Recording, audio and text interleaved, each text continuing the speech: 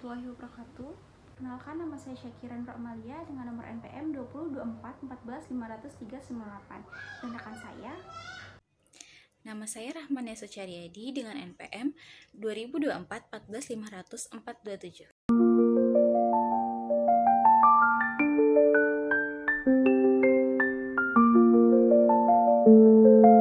Abstrak makalah ini mengkaji kiprah, tradisi, dan pemikiran Kiai Haji Mustafa Bisri atau Gusmus serta relevansinya dalam menghadapi persoalan-persoalan kontemporer di bidang pendidikan, ekonomi, dan politik di Indonesia. Sebagai ulama, sastrawan, dan budayawan, Gusmus dikenal konsisten menyuarakan nilai-nilai keadaban, keadilan sosial, dan keberagaman yang menjadi fondasi penting dalam menyusun kebijakan politik.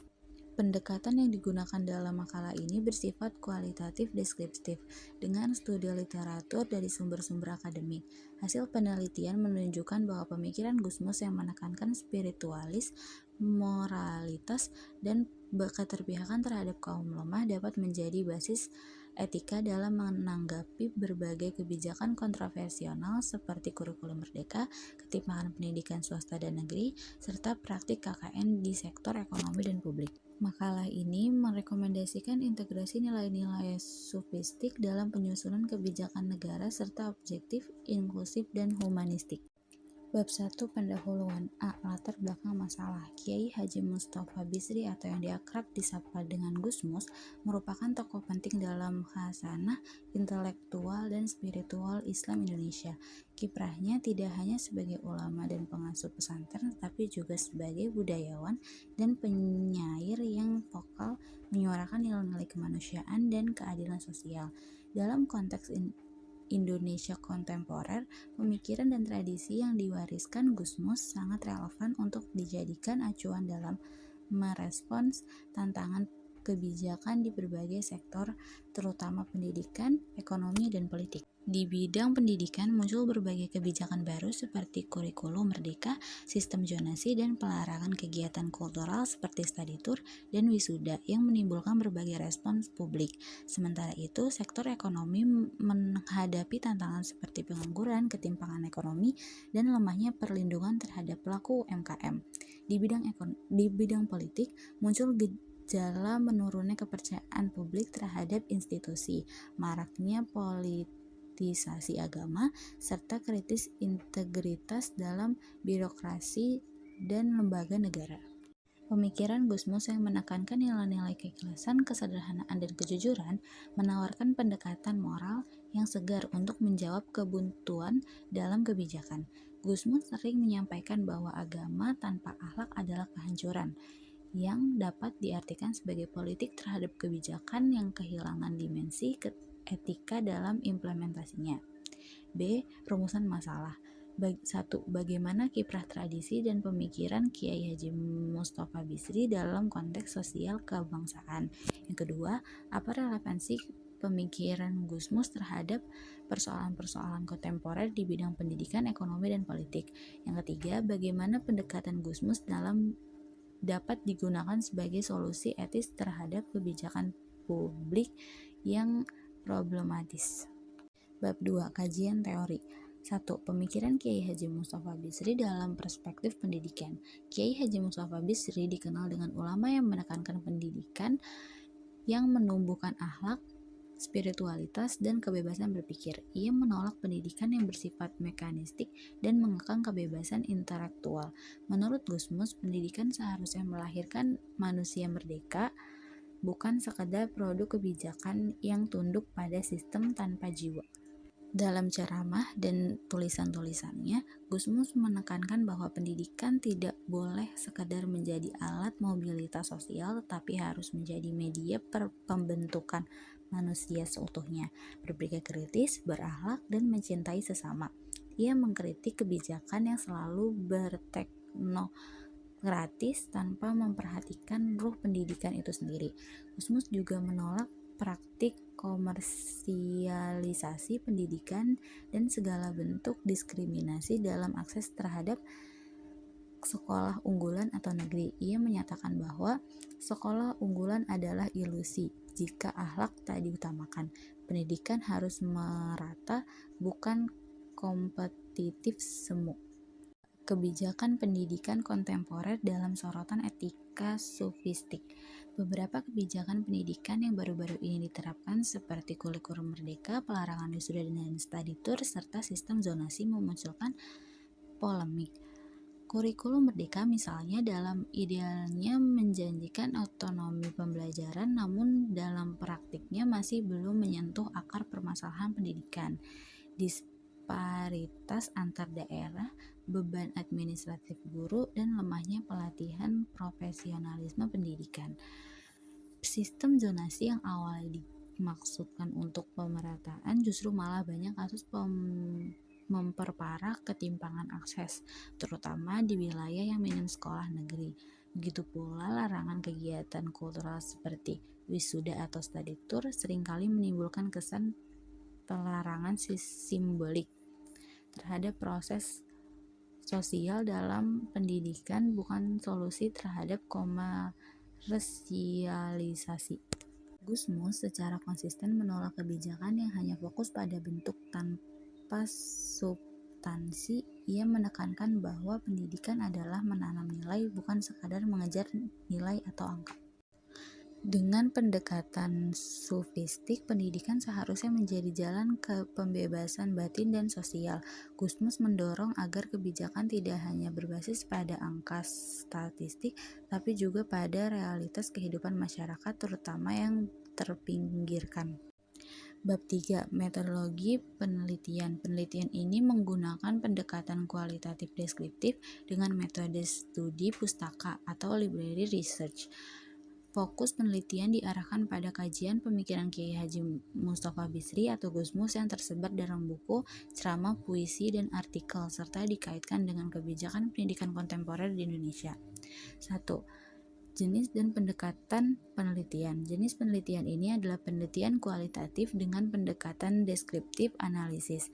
Penelitian ini bertujuan untuk memahami dan menggambarkan makna yang terkandung dalam pemikiran Gusmus dan relevansinya terhadap isu-isu kebijakan.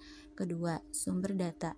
Sumber data utama berasal dari yang pertama, buku, karya, dan tentang Gusmus. Kedua, artikel jurnal ilmiah terkait kebijakan pendidikan kontemporer. Yang ketiga, peraturan dan dokumen resmi pemerintah mengenai kebijakan pendidikan. Yang terakhir, video dan transkrip ceramah dan wawancara Gusmus yang relevan. Ketiga, teknik pengumpulan data. Data dikumpulkan melalui studi pustaka dengan menelaah karya-karya tulis yang digital yang relevan. Teknik ini dipilih karena pemikiran Gusmus banyak bersebar dalam bentuk tulisan dan dokumentasi digital, bukan dalam bentuk sistematis akademik. Yang keempat, teknik analisis data. Analisis data dilakukan melalui pendekatan isi dan interpretasi hermeneutik. Penulis mengkaji makna di balik ungkapan, pernyataan, dan puisi Gusmus serta mengaitkannya dengan fenomena pendidikan kontemporer serta kritis dan objektif. Bab 4. Hasil penelitian dan pembahasan. 1. Kurikulum merdeka antara liberalisasi dan ketimpangan. Kurikulum merdeka yang diperkenalkan pemerintah bertujuan untuk keleluasaan pada satuan pendidikan dan guru untuk menyesuaikan proses pembelajaran dengan kebutuhan serta peserta didik. Namun di berbagai daerah implementasinya mengalami kendala signifikan, minimnya pelatihan guru, ketimpangan sarana, dan lemahnya pendukungan administratif. Dalam perspektif Gusmus, kebebasan yang tidak diimbangi dengan kesiapan spiritual dan moral akan menimbulkan kebingungan, bukan kemerdekaan sejati. Gusmus menyatakan bahwa yang kita perlukan bukan kurikulum yang hebat, tetapi pendidik yang jujur dan ikhlas. Mereka yang mengajar dengan hati akan selalu menyesuaikan pembelajaran dengan kebutuhan anak-anak, bukan dengan tekanan kebijakan. Pernyataan ini menggarisbawahi bahwa esensi pendidikan adalah relasi antara guru dan murid yang dibingkai oleh cinta, bukan beban administratif. 2. Sistem zonasi, pemerataan atau ketimpangan baru. Sistem zonasi dimaksudkan untuk menghapus dikotomi antara sekolah favorit dan non-favorit, serta memberikan akses serata bagi semua pendidik. Namun dalam praktiknya zonasi seringkali memperparah ketimpangan, khususnya di wilayah pedesaan atau miskin yang kekurangan sekolah bermutu. Akibatnya, anak-anak dari keluarga yang tidak mampu kehilangan kesempatan untuk mendapatkan pendidikan berkualitas karena keterbatasan wilayah. Gusmus menolak bentuk-bentuk kebijakan yang menghasilkan ketidakadilan tersembunyi. Keadilan yang dibungkus kebijakan itu tetap ketidakadilan atau tidak berpihak pada yang lemah. Zonasi seharusnya mempertimbangkan pemerataan kualitas guru dan sarana, bukan hanya distribusi siswa secara administratif. Ketiga, guru honorer, perjuangan tanpa kepastian. Salah satu masalah paling mendasar dalam pendidikan adalah nasib guru honorer. Gusmus secara konsisten menyuarakan pentingnya memuliakan guru. Realitas yang terjadi saat ini menunjukkan bahwa banyak guru honorer yang mengabdi selama belasan tahun tanpa kepastian status, gaji yang layak, atau perlindungan hukum. Dalam konteks ini, pemikiran Gusmus mendorong kebijakan yang berbasis dalam takdim atau penghormatan dan permaslahah atau kemanfaatan umum, bukan efisiensi anggaran semata. 4. Larangan study tour dan wisuda. Pelarangan atau reduksi nilai. Kebijakan pelarangan study tour dan wisuda di beberapa daerah dengan dalih mencegah pemborosan atau komersialisasi telah memicu perdebatan. Dalam perspektif Gusmus, pendidikan bukan hanya proses intelektual, tetapi juga pengalaman batin dan sosial. Kegiatan seperti study tour dan wisuda memiliki nilai-nilai edukatif, emosional, dan spiritual yang tidak dapat digantikan oleh evaluasi administratif belaka. Gusmus pernah menyampaikan, kalau pendidikan hanya sebatas menghitung biaya dan angka, lalu bagaimana kita mendidik rasa? Larangan tersebut bisa dipahami bila bertujuan mencegah eksploitasi ekonomi orang tua, namun pendekatan yang terlalu represif justru bisa menghilangkan esensi kebersamaan, penghargaan, dan perayaan prestasi peserta didik. 5. Sekolah atau madrasah unggulan. Diskriminasi sistematik atas nama mutu. Konsep sekolah unggulan, baik di lembaga negeri maupun swasta, acap kali melahirkan dikotomi dan diskriminasi. Lembaga yang dilabeli unggulan kerap hanya dapat diakses oleh siswa dengan kemampuan akademik tinggi dan latar belakang ekonomi kuat, sementara yang lain tersisih. Gusmus menyatakan, kita tidak mendidik anak untuk menjadi juara di antara sesama, tapi menjadi manusia berguna untuk sesama. Ungkapan ini menolak pendekatan kompetitif yang menihilkan pemerataan. Sekolah unggulan seharusnya tidak menjadi sasaran pemisahan, tetapi pusat percontohan yang menularkan kualitas ke sekolah lainnya. 6. Kesetaraan pesantren, madrasah diniyah, ma'had ali, dan PTKIS atau PTKIN. Salah satu permasalahan utama dalam pendidikan keagamaan adalah ketimpangan pengakuan dan dukungan negara terhadap pesantren, madrasah diniyah, dan perguruan tinggi Islam baik negeri maupun swasta. Meski undang-undang pesantren telah disahkan, pelaksanaannya masih timpang. Gusmus sebagai pengasuh pesantren Raudlatul Yilin mendorong negara untuk menghargai pesantren sebagai institusi pendidikan yang membentuk manusia bermartabat. Ia menekankan bahwa negara perlu memandang pesantren bukan hanya sebagai lembaga keagamaan, tetapi sebagai sumber nilai-nilai keadaban dan kebangsaan.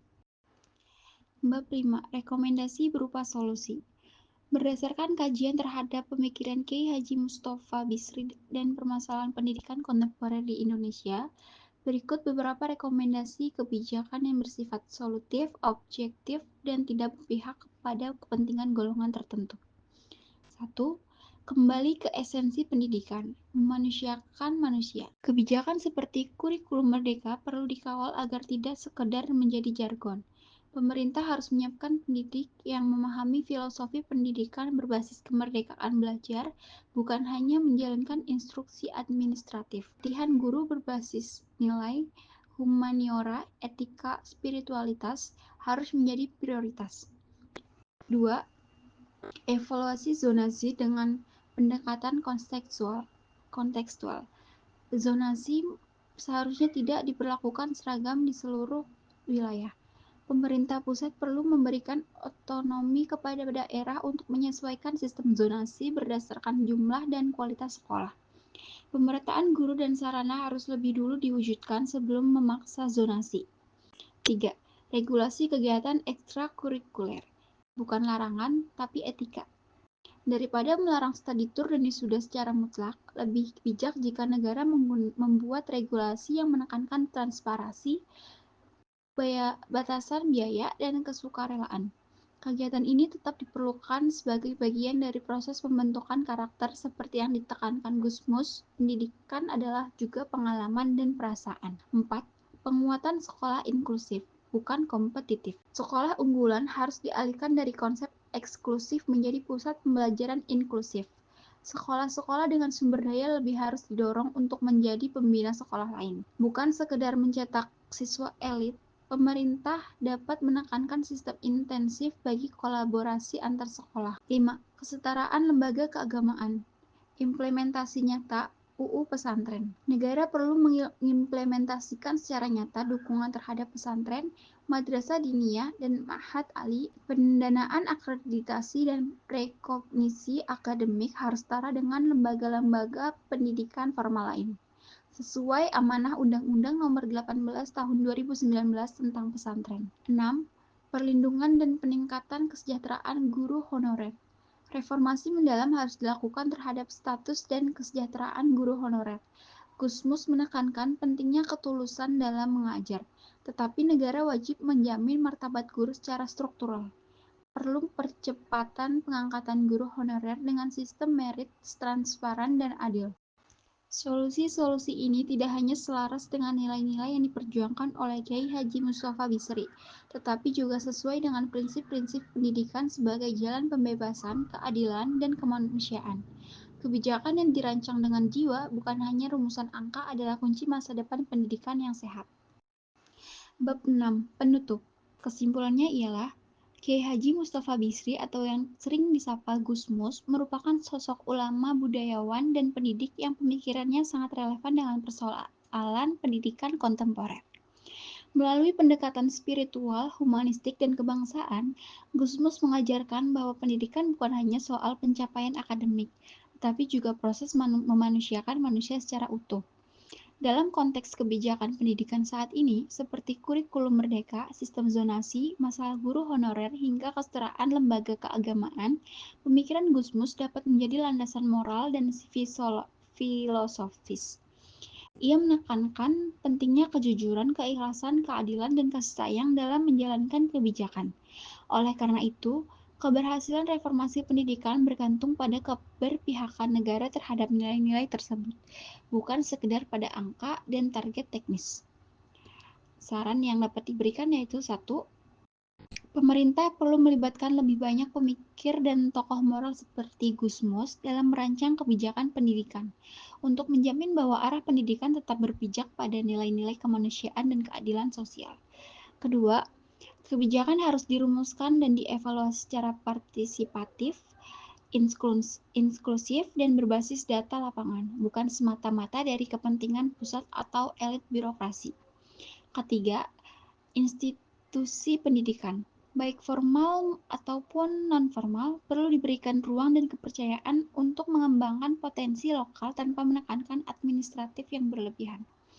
Selanjutnya ada daftar pusaka yang berisi buku dan jurnal yang kami gunakan.